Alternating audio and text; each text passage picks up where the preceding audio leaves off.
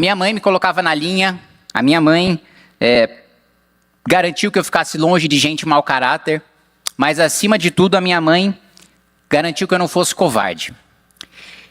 E eu acho que eu nunca falei dessa história publicamente, e eu peço desculpas, mãe, se for causar algum constrangimento, mas eu apanhava quando eu estava na pré-escola. E aí uma vez eu fui reclamar para minha mãe. Falei, mãe, o moleque fica me batendo lá todo dia que eu estou na escola. Aí a minha mãe não me socorreu, pelo menos não diretamente. A minha mãe disse o seguinte, bate de volta. Foi o que eu fiz. No dia seguinte, o menino veio me bater, o mesmo menino veio me bater, e eu dei um socão na cara dele. E eles... Gostou, Arthur? Deu um socão. Não foi qualquer soco. Eu garanto para vocês, como o Renan gosta de Cavaleiro do Zodíaco, foi um cometa de Pégaso, né? E ele ficou com o olho roxo, sangrando. E aí, a mãe desse menino foi lá em casa, reclamar com a minha mãe. Falou, seu filho bateu no meu e tal. A minha mãe olhou para a mãe do moleque e falou, sim, eu sei, eu que mandei. O moleque nunca mais mexeu comigo. Funcionou. Aliás, Renan, você me permite fazer uma sugestão? Se a primeira operação de retomada de território, de lei e ordem, pudesse ser a Operação Dona Cláudia, eu vou considerar.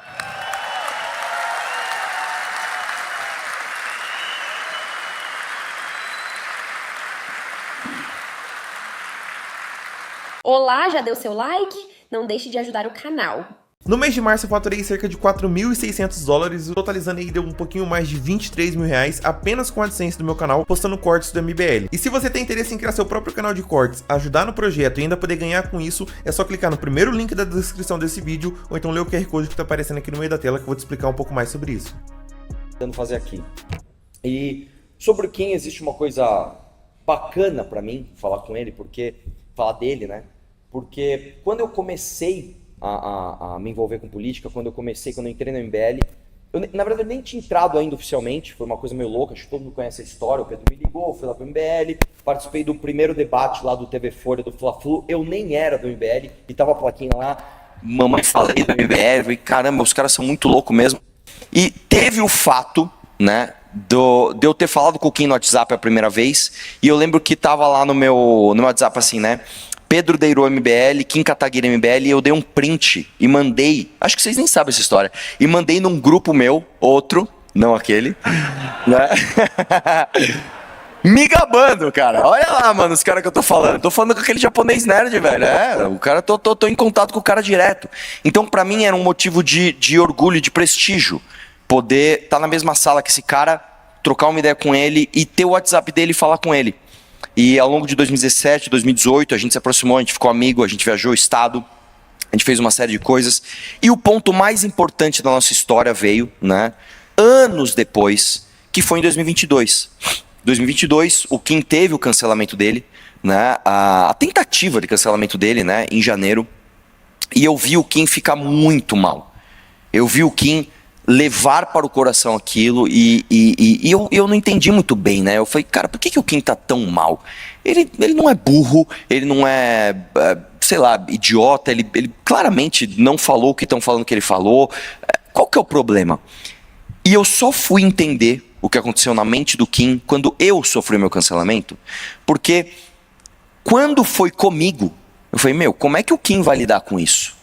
Como é que vai ser? Se no dele, que foi, sei lá, em termos de tamanho, sei lá, uns 30% do que foi o meu, ele ficou muito mal, o que será que vai acontecer com a cabeça dele quando for comigo? Ele vai ficar ainda pior. E não ficou. O Kim, do dia 1, da hora 1 do cancelamento, até hoje, ele é um pilar de confiança e um pilar de porra, bicho, eu posso apoiar aqui, que aqui eu estou seguro. E aí eu entendi uma coisa muito bonita da personalidade do Kim, que é uma coisa que às vezes até nós que estamos próximos, nós demoramos para entender. O Kim, ele tem um aspecto que é o seguinte, ele é muito mais preocupado com quem está próximo dele do que com ele próprio. O Kim é aquele tipo de cara, e isso é bem da cultura japonesa de verdade. tá? Ele é bem aquele cara que ele ficou mais preocupado com o dano que ele poderia ter causado para o time, que foi praticamente nenhum com o cancelamento dele, do que de fato com a própria vida ou com as próprias ambições. E isso é uma coisa, cara, que eu vou te falar, vendo a política brasileira e vendo inclusive o catalisador que é a rede social para o tipo de discurso contrário a isso, de firmeza, de honra, de hombridade para com os seus, é uma qualidade tão rara, velho, e tão difícil. E uma das coisas que me frustra de verdade é ver como o brasileiro, que se acha um povo tão malandro, né? Não, porque o brasileiro é malandrão, o brasileiro tira vantagem de tudo, eu sou esperto, ninguém... Não, você não é esperto. Me frustra ver como o brasileiro ainda cai em discursos vazios e não identifica sinais até estéticos de como as pessoas hoje não têm isso. Tudo que aparece do Kim, sei lá, esses dias ele aprovou o PL para aumentar roubo, furto e receptação, fura bolha, imprensa da notícia, etc. Mas quando você olha os números do Kim e você vê o tamanho da discrepância, você vê a diferença do que a gente vê hoje, como eu falei, na política brasileira, que é a sinalização vazia de virtude, os discursos de falsa indignação, a caçada de likes, etc, e o trabalho que o Kim faz, que ninguém está assistindo, que é um negócio absolutamente, é quase doentio que esse cara faz, tanto de relato, lê tudo, faz questão de pontuar tudo, é o nerd da Câmara, brother, é o nerd da Câmara. Eu olho e falo, puta, que orgulho, brother, poder estar no time desse cara. Da mesma forma que eu lá em 2016 me senti além de eu ter, apesar de eu ter 10 anos a mais que o Kim, eu me senti uma criança do lado dele, mandando print de grupo, olha com quem que eu tô falando, aquele moleque inteligente da internet. Hoje, 11 anos depois, né, aliás 10, né, que foi em 2016, 10 anos depois, eu posso vir aqui e falar o seguinte, brother, eu ainda me sinto uma criança do lado do Kim, não por conta daquele gosto que a gente sente quando a gente está perto de alguém famoso, que a gente fica meio deslumbrado, puta, que no mundo novo que eu não conheço, mas por conhecer na essência o cara que ele é e saber que ao longo dos anos, tantas pessoas como vocês estão reconhecendo cada vez mais o trabalho desse cara e espalhando a mensagem. Então eu verdadeiramente me sinto muito honrado de estar aqui ao lado desse time, principalmente ao lado do Kim e ao lado de vocês que compreenderam essa missão. Muito obrigado. A gente costuma falar que parece que tudo que a gente plantou nesses anos é o ano da colheita. E de fato é o ano da colheita e parece que aqui, neste momento, é a colheita, literalmente. Então, o que falar do Kim? Eu acho que, primeiro, eu quero começar agradecendo o Kim. Agradecendo não só por aprovar, sei lá, não sei nem quantos projetos, relatórios, isso todo mundo sabe. Mas agradecer pela pessoa que você é e agradecer por você me permitir chegar onde eu cheguei. De ser vereadora de São Paulo. Eu sou muito, muito realizada de ser uma parlamentar do Movimento Brasil Livre, de todos os dias representar, das dores que é também carregar isso, de ter que trabalhar o dobro, o triplo, e aí você vê babacas tendo triplo de likes, e você trabalhando todos os dias, indo todos os dias, e no final do dia não tendo aquele reconhecimento, mas sabendo que você está no caminho certo. E quando eu fazia minha pré-campanha, eu falava, Kim, eu quero ser uma filial do Kim em São Paulo. Então, obrigada por permitir a sua filial aqui em São Paulo. E obrigada por permitir que a gente chegasse nesse momento. Eu tenho certeza que não teria Renan Santos se não tivesse o Kim Kataguiri junto com ele. Nos momentos difíceis do Derrete MBL, nos momentos difíceis dos cancelamentos, como o Arthur colocou, mas da coerência de um grupo e de saber que a gente está fazendo tudo certo o tempo todo. Então, a palavra primeiro é gratidão. Não sei, hoje eu falei que fazer. Se é menino, se é menina, não sei o que vai vir aí, mas eu tenho certeza que, né, a gente tem dois caminhos, que realmente o Kim, líder da bancada, que é uma responsabilidade tremenda, muitos parlamentares, acho que vamos eleger aí dezenas de parlamentares esse ano da missão, então é um grande desafio.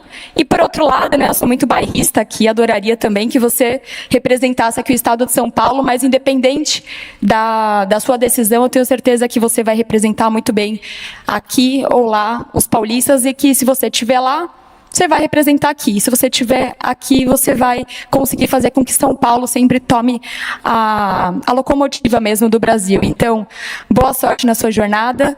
E só para terminar, que eu também não quero me alongar, que eu estou louca para ouvir o seu discurso. Agradecer também a mãe do Kim, a minha mãe, o Cindy Mami aqui que está aqui.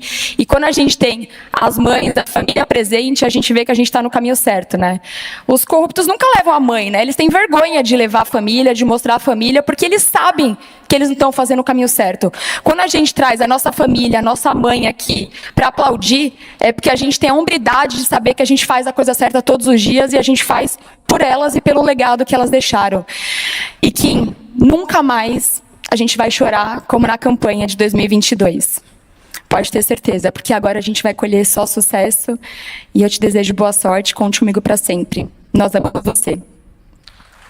Eu não imaginava estar na posição que nós estamos hoje. Eu imaginava que a gente ia conseguir montar o partido, sim. Eu sempre tive certeza que a gente ia montar o partido. Eu tinha certeza absoluta que nós íamos fazer o impeachment da Dilma. Todas as vezes que o grupo de amigos que a gente criou na Brigadeiro Luiz Antônio, o grupo inicial Pedro, Kim, eu, meu irmão, o Riso, algumas outras pessoas, todas as vezes que a gente tinha uma certeza que algo ia dar certo, a gente fazia o melhor, porque as coisas davam certo meio que automaticamente. E elas davam certo a despeito de todas as dificuldades e improbabilidades. Eu me lembro que quando eu conheci o Kim, foi numa festa de libertários horrível, e ele teceu comentários horrorosos a meu respeito. Ele falou que eu estava com a camisa meio aberta e com... Enfim, eu sou latino, então eu tenho pelos no peito. E ele achou aquilo horripilante. Ok. Lide com minha latinidade. O fato é, eu tirei fotos recentemente nessa linha também. Eu recebi comentários similares. Mas ali eu conheci ele. E quando houve o segundo turno entre Aécio Neves e Dilma Rousseff em 2014, nós tentamos lutar contra a Dilma, chamamos um amigo, Danilo Gentili, para trabalhar conosco no vídeo, e mesmo assim, fazendo um impacto grande, a Dilma venceu. E ali não havia mais nenhuma esperança, e esse é o ponto que eu queria colocar. Não havia mais esperança de nada, porque o PT havia vencido, e todo mundo que ficou atônito, que mesmo com o escândalo do Mensalão estourando, mesmo com a Lava Jato já funcionando, mesmo o escândalo do Petrolão já sendo descoberto pelas pessoas, mesmo com as manifestações de 2013 tendo acontecido, as pessoas elegeram o PT. E aí daquele pequeno escritório, sem nenhuma probabilidade de vitória, a gente se insurgiu como a última esperança. E a verdade é que o impeachment da Dilma Rousseff foi a última esperança de uma geração. O último ato de resistência. E a história é cheia desses atos. Os atos improváveis que são feitos imaginando a própria derrota. Eu sei que é clichê citar esse exemplo, mas o que foram os 300 de Esparta, além de um grupo de homens que foram para a derrota certa? Eles se encaminharam para a derrota certa. E esse ato de resistência final foi maior do que todas as vitórias que o grupo deles, os gregos, tiveram depois. Essa história de empreender a última resistência, de ser a última esperança, é a história mais inspiradora que a gente pode ouvir. E a gente tentou ser a última esperança naquela época, e contra todas as probabilidades, sem dormir, sem recurso, rodando o Brasil a pé, nós nos construímos, nós aprendemos a trabalhar em conjunto, e nós vencemos. E foi ali que eu descobri o melhor de mim, o melhor do meu irmão, o melhor do Pedro, e o melhor do Kim. Porque ao Kim coube o papel muito estranho de ser colocado com 18, 19 anos de idade como porta-voz daquilo tudo. Ele que fazia os debates, ele que ia na televisão, ele que respondia os questionamentos. Boa parte das reuniões de articulações era ele a fazer, com 18 a 19 anos. E eu trabalhar com um cara como ele, eu era um privilegiado. Nunca trabalhei tão bem com alguém na minha vida. Era um privilégio trabalhar com ele. As ideias, as inovações, a confiança de que quando você entregava a bola para ele, ele vai fazer o gol. Ele, nesse sentido, ele é o oposto do Rafinha. Piadas com Copa. É certeza de gol. E essa confiança a gente teve. Amigos saíram, amigos chegaram, o Arthur narrou a chegada dele, o Guto narrou a chegada dele, a Amanda chegou depois. E nós fomos novamente aqueles a empreender a última resistência, que era a resistência contra o bolsonarismo no nosso próprio campo. Fomos os únicos a se insurgir contra uma traição no próprio campo. Nós fomos até o precipício, e as pessoas que saíram às ruas para derrotar o PT olharam para nós e falaram: por que você ainda não pulou? Pula aí do precipício, vocês não têm mais utilidade. O Kim foi o primeiro a pular. Pulou, foi lá se esborrachar no chão. E nós cumprimos esse papel de empreender a última resistência dentro de um campo político prostituído. Um campo político de fracos e canalhas. Eu tenho vergonha de ser chamado de direita no Brasil. Porque a direita no Brasil é composta por fracos, vagabundos, oportunistas e canalhas. Porcos, ratos que se aliaram por voto com o senhor Jair Bolsonaro nos piores momentos da direita e do nosso campo. Campo de vagabundo. Só tem vagabundo no campo da direita. Nenhum deles é homem. Eu olho os demais pré-candidatos da direita à presidência da República e eu vejo homens que nos momentos difíceis se acovardaram. Eu vejo o Eufíates, aquele corcunda que se aliou aos persas por não ser capaz de estar junto com os espartanos. Todos eles que agora ousam balbuciar uma crítica ao Flávio Bolsonaro. Mas lá em 2020 ninguém balbuciou nada. Eles soluçavam com as bolas do Bolsonaro na boca deles. Essa é a grande verdade. Na dificuldade, a gente se propôs a ser a última esperança e veja só, nós fomos largados ao relento. E à época, nós decidimos, por conta de uma operação policial canalha tocada pelos nossos inimigos, nós decidimos fazer uma reunião para fechar o MBL. E nós nos encontramos na casa dos meus pais, e o Kim falou: Renan, faz o que quiser, mas é um erro. Tenta mais um pouquinho, o Arthur pode ser candidato a prefeito, vai que as pessoas ainda não acreditam na gente. E o Arthur, ele se entregou de uma maneira incrível naquela campanha de 2020, quem lembra, lembra. E havia uma espécie de Samara, na época, né, não lembro o nome dela, mas era uma mulher do PSTU, a Vera Lúcia, que também aparecia na frente do Arthur nas pesquisas, e o Arthur fez 10%, e a gente percebeu, nossa, talvez a gente não perdeu ainda, talvez esse pequeno fio de esperança ele está de pé. E ali as pessoas foram se juntando, e boa parte dos que estão aqui entenderam o nosso propósito histórico. E vibraram com as vitórias do Kim Kataguiri, solitárias, quando, por exemplo, ele derrubou a PEC da impunidade de 2021. Quem lembra disso? A campanha que ele fez nos grupos de WhatsApp, a campanha que ele fez de mobilização na internet, aquele movimento que mobilizou PT e bolsonarismo para salvar os ladrões do Congresso. Quem lembra? Em 2022, o Kim foi cancelado, tentaram derrubar o mandato dele. Nós estivemos com ele, e quando logo em seguida o Arthur foi cancelado, e eu em menor escala também fui, foi ele a nos defender. Foi ele prejudicado do ponto de vista da saúde ali, sendo cancelado, sendo detonado, sendo chamado de nazista por conta de uma participação no podcast. Foi ele a ter que segurar a onda, recolher os cacos e defender os amigos que foram para a Ucrânia. Isso tem um peso que ninguém vai entender. Hoje, como paralelo, eu vejo os nossos concorrentes da direita, direita, verde e amarelo, se matando entre si. Michele odeia Flávio, que odeia Nicolas, que odeia Zema, que odeia Caiado, que odeia Jair, que odeia Michele, que com certeza odeia Jair. Odeiam-se todos, porque não há amizade verdadeira entre eles. Não há nem a amizade fraterna de amigos verdadeiros ou de membros da própria família, e tampouco a amizade de compromisso, porque é um campo político prostituído, um campo político vendido, um campo político de fracos, um campo político que parte dele já começou a se arrastar atrás de mim em pequenos municípios. Começou a acontecer, amigos. Começou a acontecer. Já vi no Pará. Já vejo algumas laranjas, podres, mas laranjas, se aproximando. Una a direita também. O Renan está unindo a direita. Não vou unir essa direita. Eu vou liderar o campo, o que é muito diferente de me unir com o fraco. Nós nascemos para liderar. Sempre. Fomos nós a liderar nos piores momentos. E seremos nós a liderar nos melhores momentos.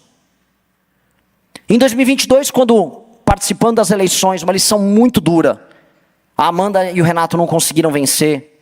O Kim me chamou na rua, o Kim estava chorando e falou, eu vou concorrer com a prefeito, eu vou concorrer para prefeito. E aí naquele período que ele começa a se construir como pré-candidato a prefeito de São Paulo, já aparecendo com 10% em algumas pesquisas, a gente começa a perceber que não haveria o partido para ele. E enquanto isso, enquanto ele tentava construir, a gente estava do outro lado, com muitos de vocês, construindo a nossa própria casa. Essa casa aqui. A gente estava construindo, porque ali a gente estava avisando.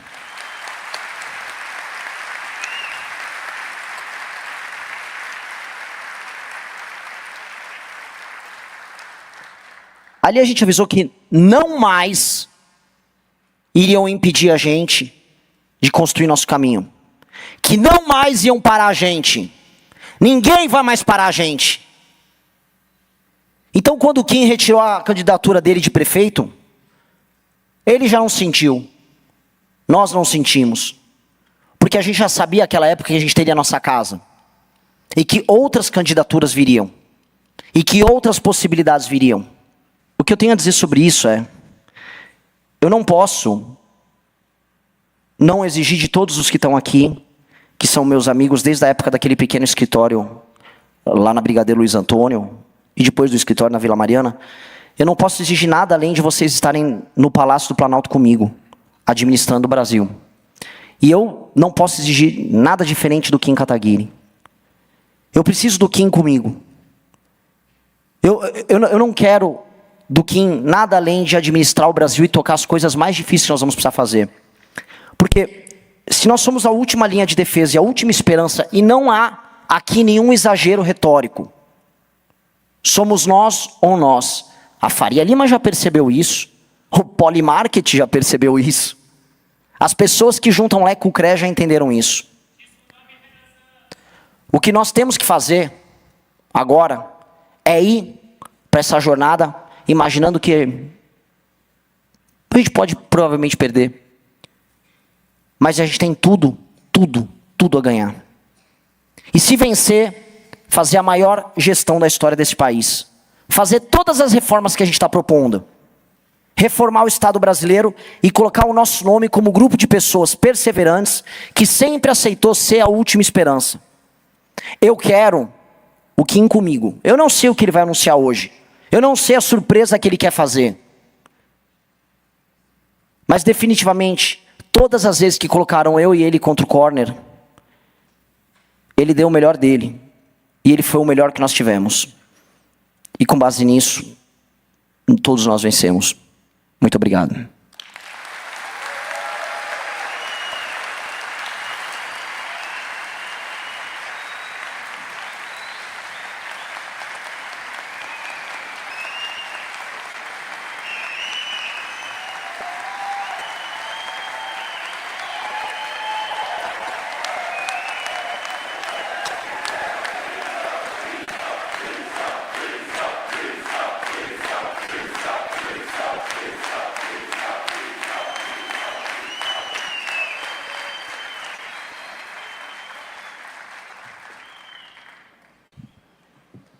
Eu quero ser governador de São Paulo. Foi em São Paulo que eu nasci, cresci e aprendi a lutar. Em São Paulo estão os meus amigos, a minha família, a minha história. Foi em São Paulo que eu fundei o Movimento Brasil Livre, liderei as maiores manifestações da história do país e fui eleito deputado federal, um dos mais votados do Brasil. Eu quero ser governador de São Paulo. Foi aqui que eu construí tudo o que eu sou. Foi aqui que eu aprendi a enfrentar o poder. Olha aqui, Alexandre. Olha, Alexandre de Moraes. Nós vamos te prender. Ou a gente prende vocês, ou vocês movem a máquina para prender a gente. Não tem outra alternativa. A gente não vai parar enquanto vocês não estiverem presos. Foi aqui que eu venci batalhas históricas. Qual que é a principal bandeira que vocês estão dando? É o impeachment da presidente Dilma Rousseff. Foi aqui que eu apanhei, caí e me levantei. E foi aqui que todos os meus sonhos nasceram. Quem desvia o dinheiro do bolso do brasileiro não sou eu, é o senhor. Olha pra minha cara aqui, você tem coragem? Eu quero ser governador de São Paulo. Eu quero comandar a Polícia Militar do Estado de São Paulo, a Força Pública de Rafael Tobias de Aguiar e exterminar o primeiro comando da capital. Eu quero devolver a vanguarda da cultura do país para o estado da Semana de Arte Moderna. Eu quero liderar uma rebelião pela lei e pela ordem, de fazer história, como fizeram os nossos heróis da Revolução de 1932. Eu quero tirar o peso de Brasília desse estado para que ele deixe de ser o mais rico do Brasil para ser o mais rico do mundo. Eu quero que São Paulo deixe de ser o estado que paga a conta para ser o estado que dá o exemplo. Não adianta estar no topo de geração de riqueza e não estar no topo dos rankings de educação, saúde e segurança pública.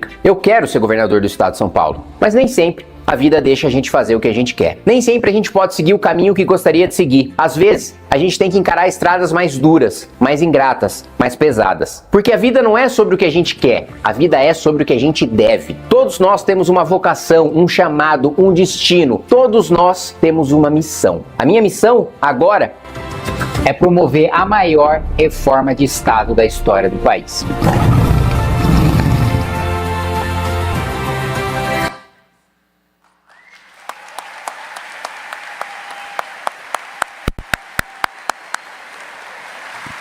Com vocês, Kim Kataguiri!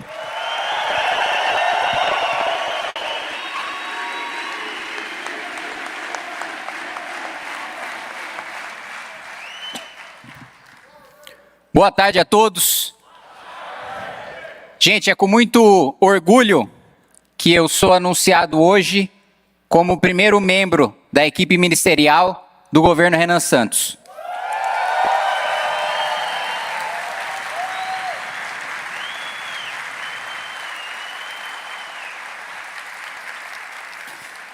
E eu já quero adiantar para vocês e quero adiantar para você, presidente, que nós vamos promover a maior reforma de Estado da história desse país. Eu vou entregar para o nosso presidente 1 trilhão e 100 bilhões de reais da reforma da estrutura na nossa máquina pública.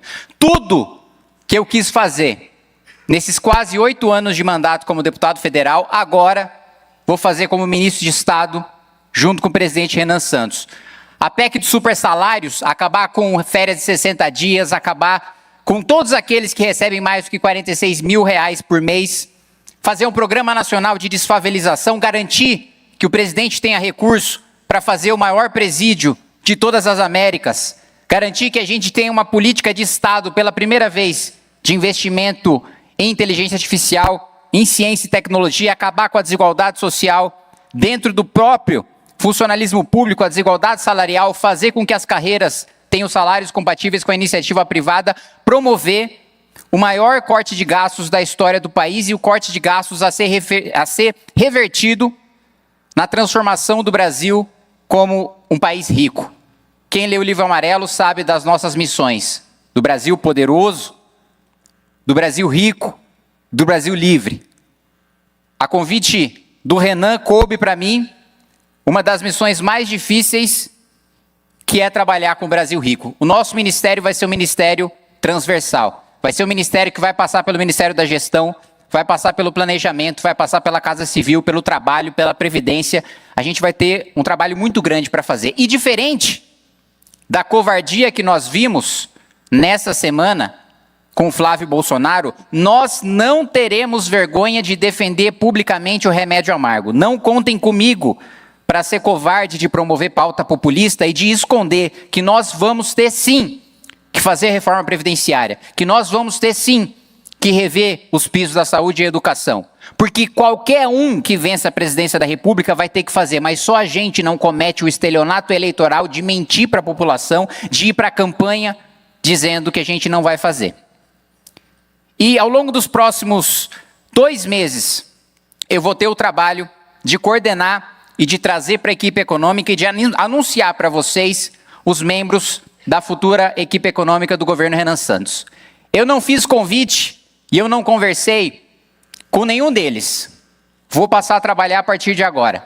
Mas eu adianto que, como eu sempre fiz como deputado federal, eu vou me cercar dos melhores. Eu vou me cercar daqueles que entendem de cada um dos assuntos que a gente precisa para transformar esse país num país desenvolvido, cada um deles estará na nossa equipe. Eu sempre li e sempre escutei e vou continuar escutando e convido a continuar falando comigo e a continuar trabalhando junto com as nossas ideias, agora não como deputado, mas como ministro de Estado. Eu quero dizer que eu vou beber da fonte de Marcos Lisboa, de Samuel Pessoa, de Zeina Latif, de Mário Mesquita, de Mansueto Almeida, de Marcos Mendes, de Helena Landau, de toda a equipe do Plano Real. As portas do governo Renan Santos estão abertas para cada um de vocês e para todas as outras mentes brilhantes do nosso país.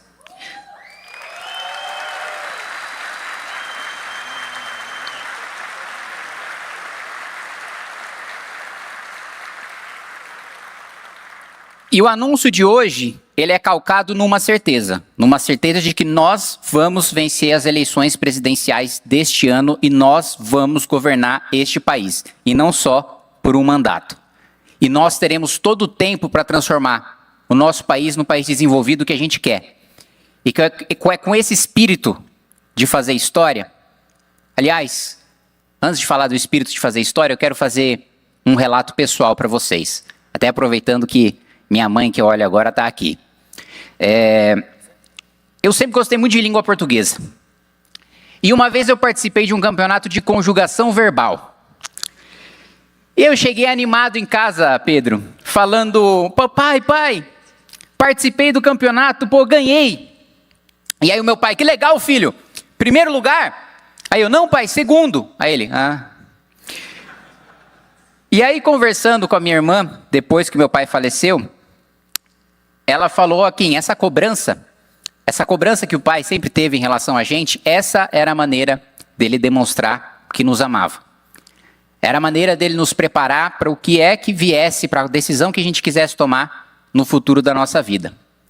E a minha mãe tinha um jeito diferente de me preparar.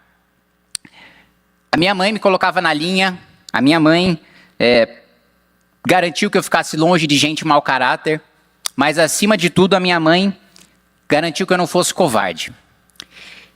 E eu acho que eu nunca falei dessa história publicamente, e eu peço desculpas, mãe, se for causar algum constrangimento, mas eu apanhava quando eu estava na pré-escola.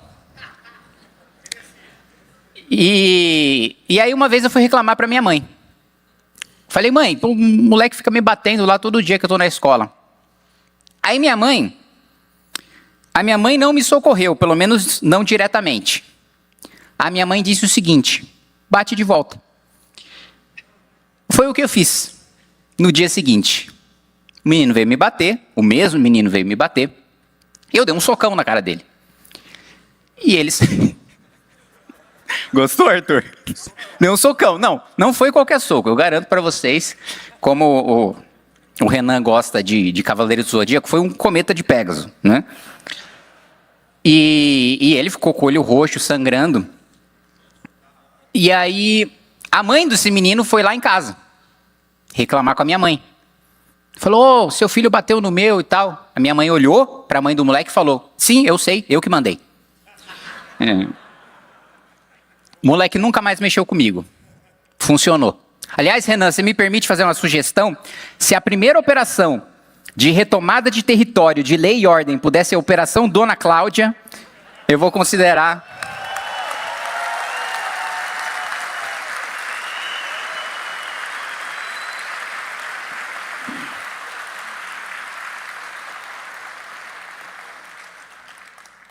Então, a maneira que meus pais tinham de demonstrar o amor por mim era me preparar para a vida. E a maneira que eu tenho de demonstrar amor pelo meu país é dando o melhor que os meus pais me ensinaram a fazer, é dando o melhor pelo meu país. Os meus pais, então, me prepararam a vida toda para alguma coisa que eles não sabiam o que era.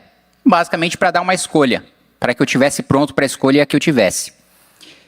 E eu escolhi, junto com os meus amigos que estão aqui, junto com a militância do Movimento Brasil Livre, do qual sou colega, do qual sou membro, parte integrante, com os coordenadores, do qual sou colega, eu escolhi, e a minha escolha foi fazer história, junto com cada um de vocês.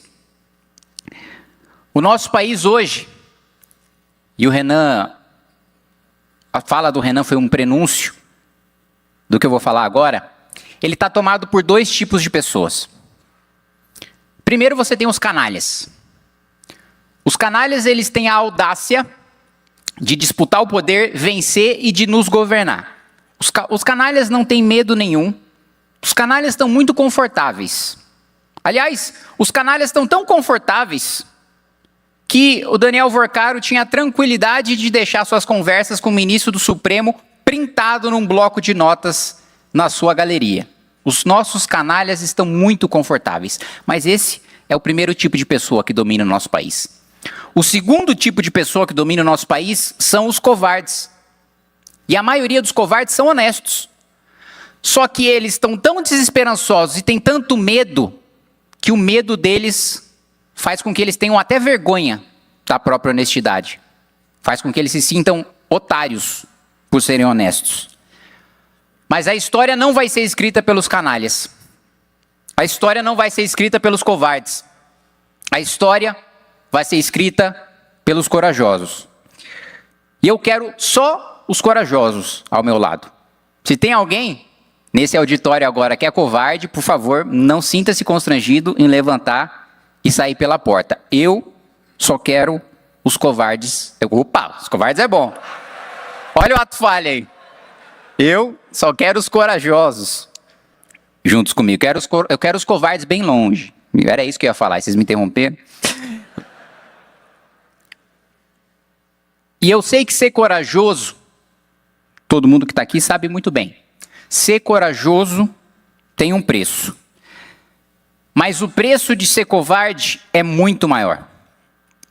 O preço de ser covarde é você estar nos últimos momentos da sua vida, olhando para o seu passado, olhando para tudo aquilo que você fez e se arrepender de ter deixado como único legado a miséria da sua própria alma. Quando eu estiver nos meus últimos momentos de vida, eu não quero olhar para Deus e dizer, desculpa por ter feito você perder o seu tempo. Eu quero olhar para Deus e dizer, obrigado pela oportunidade.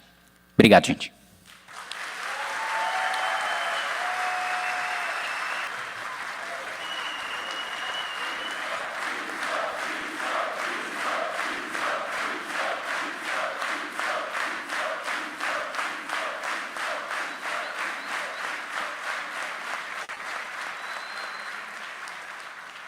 E aí, curtiu o corte?